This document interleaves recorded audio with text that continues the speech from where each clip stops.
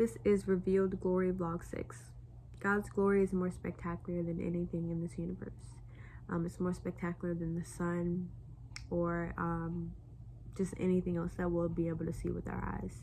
Prophet Ezekiel's biblical depictions teach us a great deal about his glory and his holiness.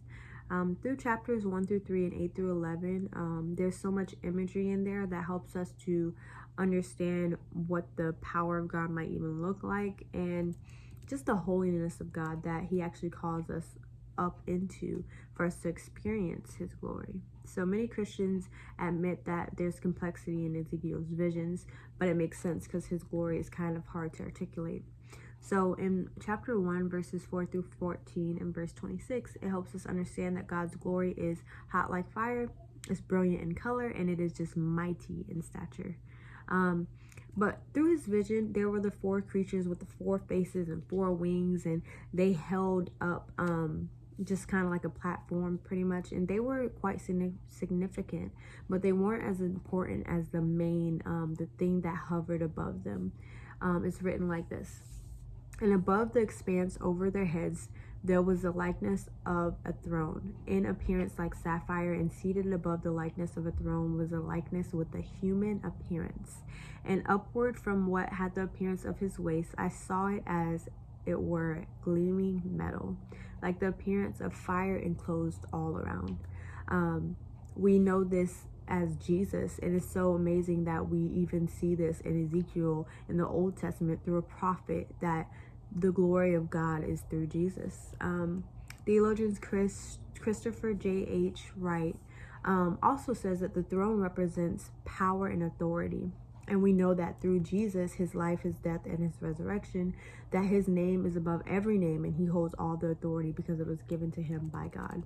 So, and glory actually means weight and substance. So even though the way the vision even appeared through a storm and a cloud, it's evidence that there's substantial weight of God's glory. There's a weight that falls on us, and Ezekiel has fell out over it many times. He repeatedly falls on his face when he's in the presence of God's glory. We see this in Ezekiel 1 through 28 and Ezekiel 3 through 24. So the posture of being overwhelmed by an encounter with God's glory is due to the holiness of God. He was literally awestruck for 7 days, could not even get back into God's presence, or God didn't even talk to him until those 7 days was over, after Ezekiel was like wrecked by the experience of God and the glory of God.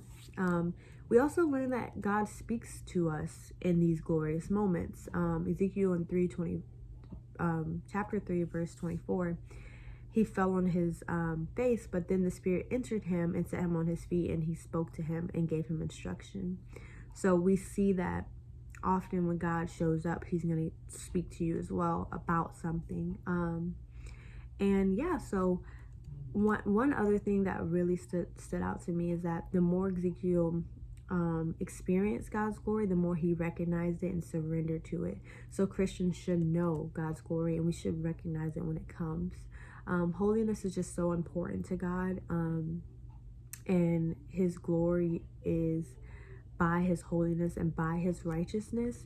So we should all be yearning to be holy so that we can step into his presence and really just encounter the whole experience through him.